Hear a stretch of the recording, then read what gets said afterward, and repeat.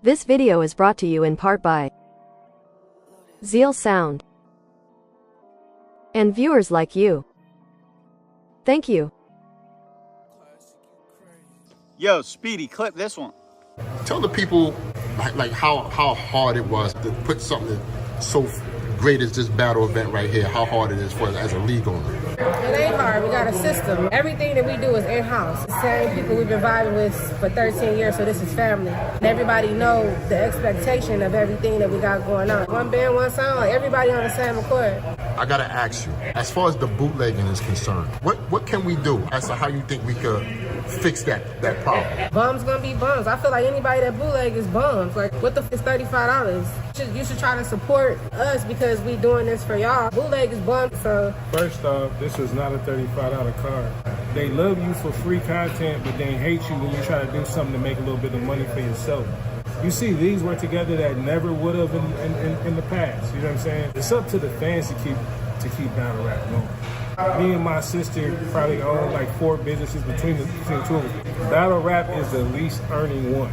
It's a love for the culture, so it's like, why is you bootlegging? I love it more than he do, but it's not a beneficial sport. Yo, what is the word? What is the word? What is the word? Speed in the building. Back with another episode of Battlerap BS.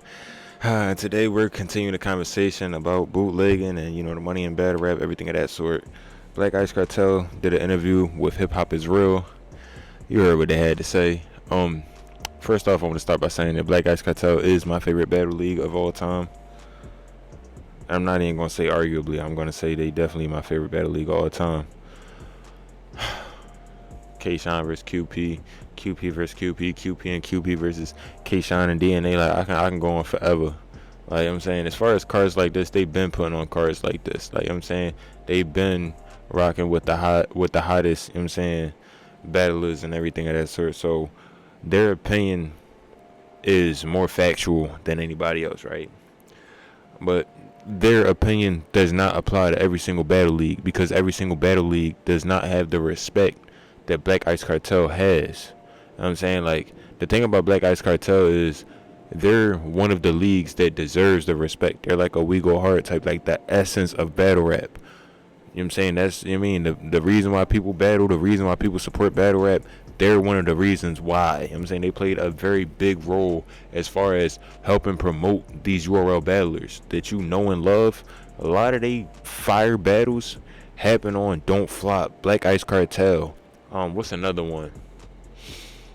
I want to give one more, you know what I'm saying? But like Black Ice Cartel, like, as far as this event that they just did, this is a revamp of so many events that they've done before. Y'all watch Masked Innocence? Y'all watch Minnesota Luke? A lot of your favorite bars happened on Black Ice Cartel, right? So that gives them a reason to charge a certain amount of money, even if it's more than $35. I'm saying Black Ice Cartel can actually charge whatever they want. You know what I'm saying? Because they're going to get that money. Y'all remember what Angry Fan said? So long as you have a fire event, people are going to buy it. Why would people bootleg your event if it's a fire event anyways? You know what I'm saying? Now, if I bootleg your event, I'm going to be in competition with you. Why would people pay $5 for a link with me unless they can't afford the $35 with you? You know what I'm saying?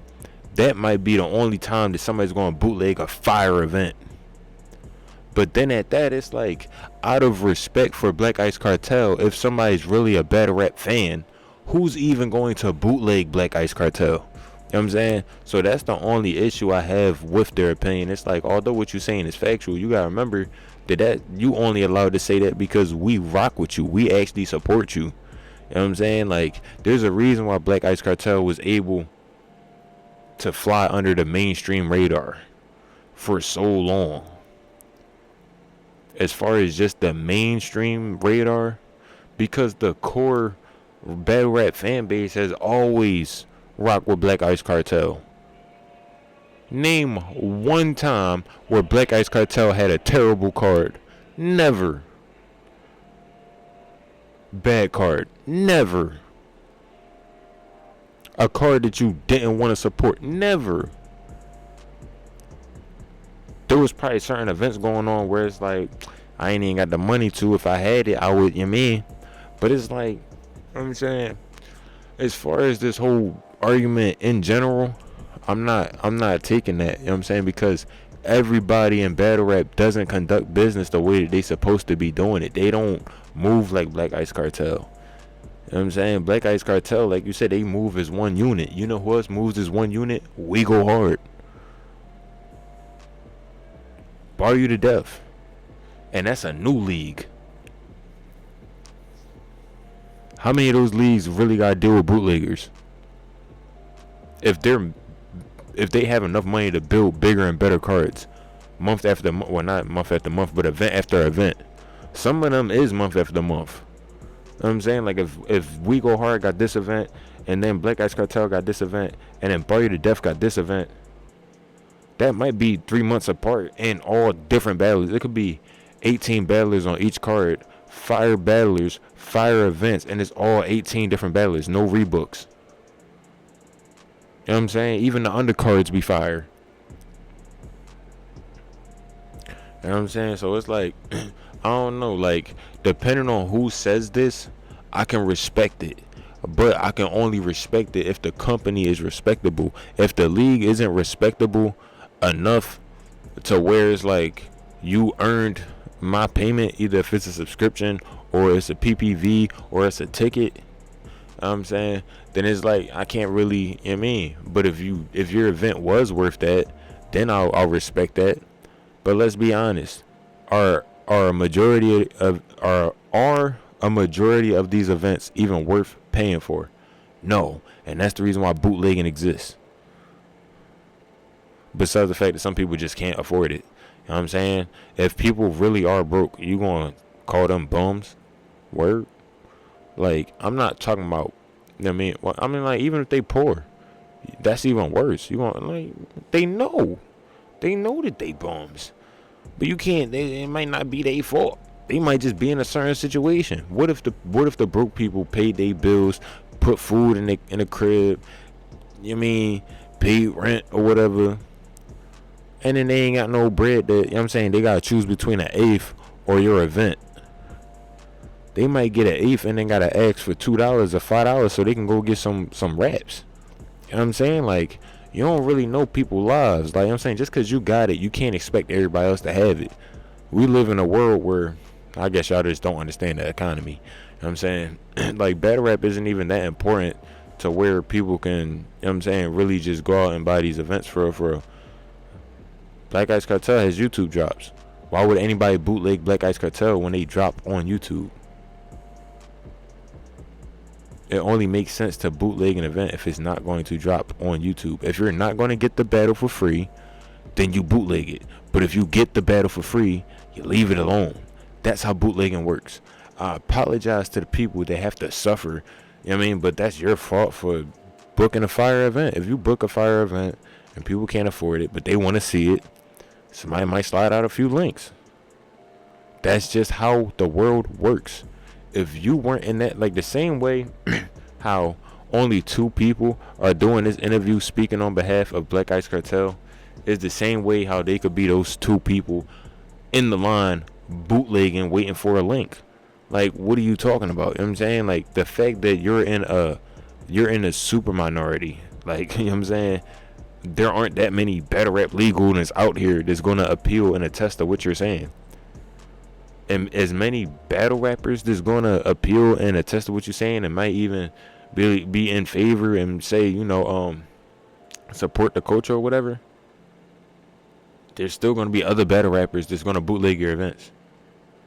Now, you can't just tell people to buy your stuff and they're gonna buy your stuff. It just doesn't work like that.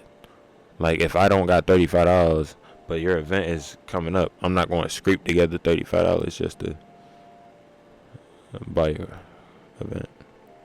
It's not happening. Sorry. I don't care if it's $5. You might have a higher chance, you know what I'm saying? Like, think about it, right? People do raffles for a reason. You might make more money selling tickets at $1, you know what I'm saying? I'm not saying put it at $1, but it's like, would you rather have 10 people buy $35 tickets, or 100 people buy $35 tickets, or would you rather have 1,000 people buy $10 tickets? Because pay-per-view isn't limited. Price is supposed to be determined by supply and demand. How many pay-per-view links are even available? If there is an unlimited amount of, space available to digitally watch an event online, why would you have any specific type of, amount set, unless you know how many sales that you're going to get and you're just trying to meet a quota? For example, if I know for a fact that 10,000 people are going to buy the same ticket that I'm selling at $35, are going to buy it at $65, why would I sell myself short when those same 10,000 people that I'm targeting, I'm just trying to get 10,000 sales? So if those 10,000 sales are going to buy it at 35, 45, 55, and 65, let me put it at 70 real quick. And instead of 10,000, if I get 9,500, that's still cool with me. Because then the next round, I could sell it for 65, and then those 10,000 are still going to come back. They're going to be like, oh, it's a cheaper price. I'm going to tell my friends, they posted on YouTube, this, that, and the third, let me pay for it. That 9,500 that you sacrificed the 500 for might go all the way up to 15,000. Now you got 15,000 people buying your ticket at $75 or $70 for a pay-per-view. You don't even got to fill a venue. Like, y'all can stop paying for venues. Y'all can just buy one warehouse, super deck that joint out, just pay monthly on that joint. You know what I'm saying? Like, when it comes to real business and all that, and finances and economics, man, there's real ways you could do about this. You know what I'm saying? I ain't no financial advisor, but I knew what I was doing when I was doing what I was doing. And I'm back to doing that. You know what I mean? It's on a smaller scale, but when you do it a certain way, it's not hard to build up. You know what I'm saying? Y'all already got it built. So now that it's built, you know what I'm saying, you can reinvest in it. It's a good investment. You already able. I don't know, man. I could keep talking about this for so long. I swear I could. But I'm gonna just leave it right there. Shout out to Black Ice Cartel. Shout out to Hip Hop Is Real. You know what I'm saying? When it comes to bootlegging, it's something that's always gonna be around. There's a whole economy for it. Like, come on, man. Let me know how y'all feel about, bootlegging and this, that, and the third. You know what I'm saying? You bootlegging? You know what I'm saying? If you respect the Battle League, you still gonna bootleg it? Me personally, I'm not going to. If you send me a link, I'll just wait for the YouTube drop. I might watch the link and I might watch it on YouTube. I mean, like, cause you gonna get paid regardless, man. Speedy out. I gotta do the side note because everybody wanna talk about love for the sport, love for the sport, love for the sport. It's either love for the sport or it's money. It's either or. You can't pick both. You can't be like, oh, I want to do this for the love of the money. I mean, you can't say I want to do this for the love of the sport and then get mad when people want to see the sport. You put the sport behind a paywall. You know what I'm saying? Some people just can't wait. They're so enthusiastic about your battle that they want to see it right now. You can't get mad. Throw the live stream up on YouTube, then it's not going to get bootlegged. You know how much money a YouTube live stream going to make? You know you can get donations through YouTube while you're streaming the event. And then you could still drop the edited version. Like, people don't really use YouTube till its fullest potential. And that's the reason why they're not making as much as they think they could be making. Like, if you know you got a 500,000 view battle and you can make like $30 per 1,000 views, multiply 30 by 500,000. Well, actually multiply 30 by 500. That's how much, you know what I'm saying, just on average, on the high end, on average, what a 500,000 view video is going to get. Now, that's if it's fully monetized. If you got one of them yellow monetization markers, that's a different type of story. That's where you got to outsource your money. Chase people that's going to, you know what I'm saying, consistently invest in your, not even just an investor, but sponsor. You have to look for consistent sponsors. That way you can trade off the endorsement. Like, you know what I'm saying? I don't like. Isn't that where M3S3 came from? Like, that's something else. That's not really battle rap. You know what I'm saying? They partnered with battle rap, so they know certain stuff, but it's not like they were a battle rap based outlet. Ruin Your Day is more of a battle rap based outlet. You know what I'm saying? But I don't know, man. Like, for real, you just gotta learn the business a little bit better, and then you gotta learn things on your own that's gonna work for you. You know what I'm saying? Because so long as you're worrying about bootleggers and you're complaining about how much money isn't in battle rap, saying you got 4 or 6 companies, 4 or 6 businesses. You think everybody in the world owns 4 or 6 businesses? If people is worrying about watching battle rap, you think they got time to go watch? How many events do league owners watch? You got time to watch events? You got time to buy, pay-per-views? Do you? Not every single one of them. No. Do all of them even want to? It is what it is.